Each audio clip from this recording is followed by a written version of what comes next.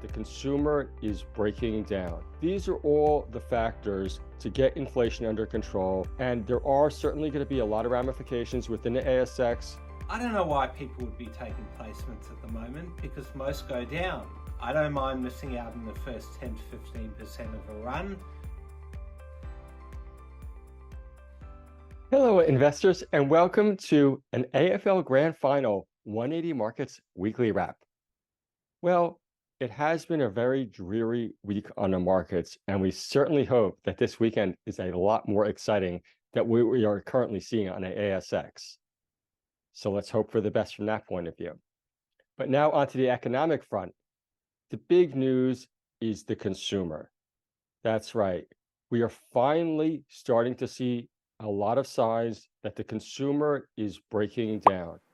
Consumer spending is slowing. We're seeing it at companies, especially at the high end, companies like Louis Vuitton, athleisure companies, companies like Nike just reported slowing sales. And these are all the companies that really, since COVID, have had enormous profits, enormous growth. And there's no question about it that higher interest rates are taking over.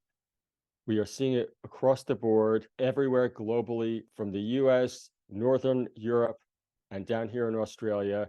The only numbers that we really haven't seen yet come through are consumer spending on restaurants and food, but no doubt that cannot be very far away. And what does it mean? Well, these are all the factors to get inflation under control. It is likely, unfortunately, on the consumer side, the pain that we need to take to really bring that inflation number down. And there are certainly going to be a lot of ramifications within the ASX, within equity prices.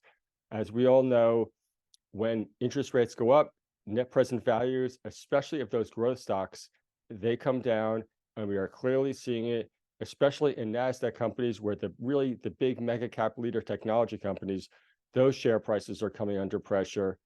But one sign that is potentially positive is that small cap companies are, relatively speaking, outperforming in the last week or so, meaning that they're not going down quite as much as the big caps.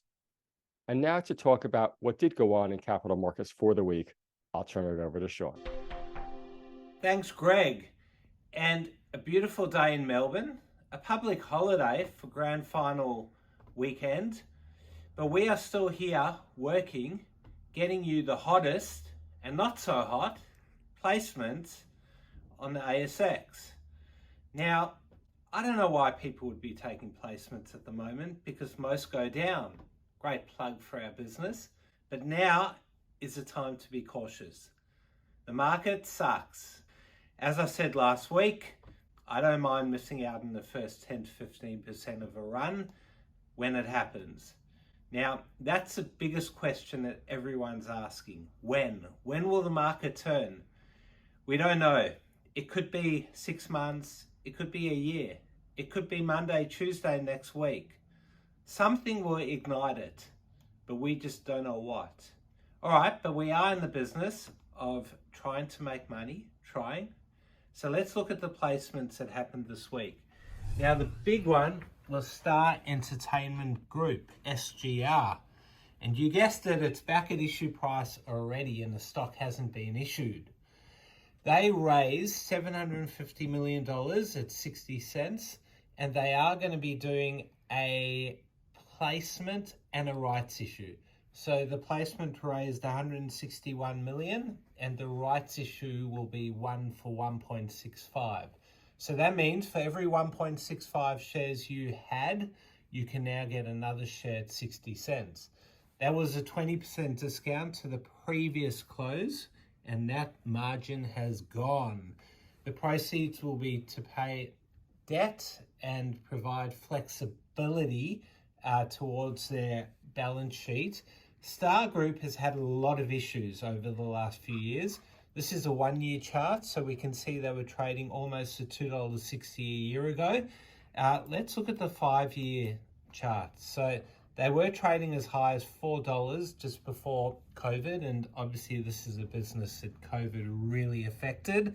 They've got a lot of regulatory costs because obviously the industry is highly regulated, and so it should be. So hopefully this will be the bottom, but who knows.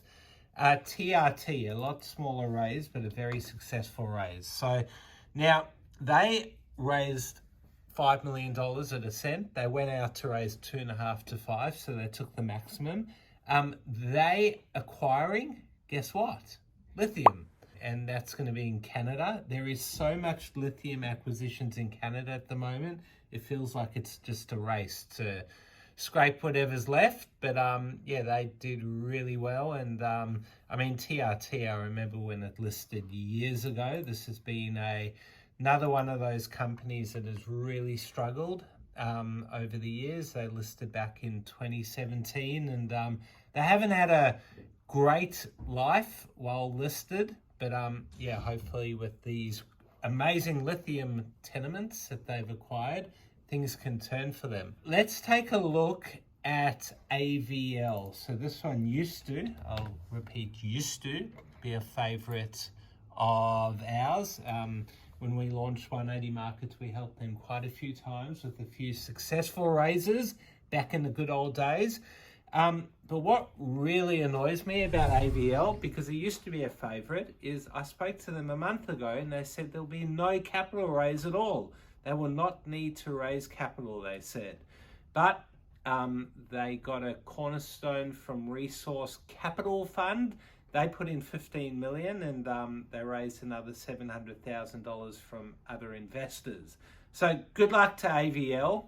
I still do like them, but yeah, they keep raising capital now, and eventually they're going to have to show the market that they're not going to rely on capital raises to get them funded. A very popular raise this week was HAR, Haranga Resources. So they raised money at 11 cents a share, which is half of where they're trading at the moment. Now, the reason why I went up is they got a massive pump, or a massive research report from a group that was paid $375,000 worth in stock for investor relations. So clearly that's been a successful start to that arrangement. I wouldn't be investing in a company that's paying so much for investor relations. There should be other ways, but each to their own. Now, another up this week was LPI, Lithium Power. So if we look at the chart there, that's had a massive bounce. And they responded to media speculation this week about a potential transaction. So they obviously are speaking to someone who may or may not look at acquiring them or acquiring a stake. So I'm not exactly sure what the transaction will look like, but obviously investors reacted very positively to that. Now, BIT is a little biotech, and they've had a massive week. Let's look at the chart, Mr. Camera Boy. They've pretty much come all the way from 3.2 cents to where they're trading at the moment, 6.7.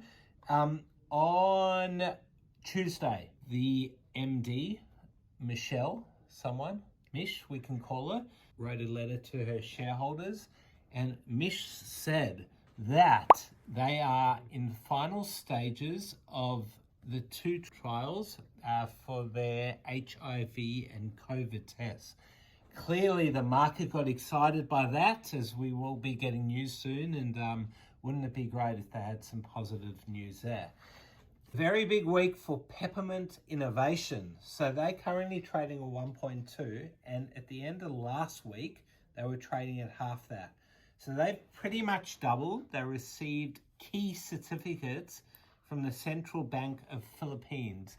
Now, they registered now as an operator of a payment system, which means they are approved and supervised throughout the Philippines, providing a safe, efficient, and reliable payment and settlement system for its Bismoto users. So well done to Peppermint, and very exciting days for all the Bismoto users. Hopefully they get some smooth transactions there. Now, some downs. Let's take a look at AAR. They fell quite a bit this week. Let's look at the chart. So they were trading at 9.6 cents and have fallen all the way back down So they released their annual report, and obviously there were a few things in there that investors did not like, and yeah, pretty tough week there for AAR. BOT, they had a pretty bad week as well. They are up today, but let's look at their charts. It fell 40% from 20 cents to 12. They announced a delay of the FDA approval, and investors hate delays. So that's lost all of its gains for the last few months, and yeah, hopefully can get some positive FDA news after this initial delay. Finally, S3N, another one, released their annual reports, and yeah, that's had a pretty bad week. Yeah, and of course, as I said before, in general, the market is very tough, and there's been a lot of downs. These are just a few that we've looked at. All right, enjoy the weekend, especially if you go for one of those two teams in the AFL Grand Final. Good luck to Brisbane. Hope you smash Collingwood. Have a good weekend, everyone. Thanks for watching another 180 Markets Weekly Wrap. If you want access to thousands of capital raises, sign up at 180markets.com.au and you'll get access to our very next capital raise. Thanks for watching.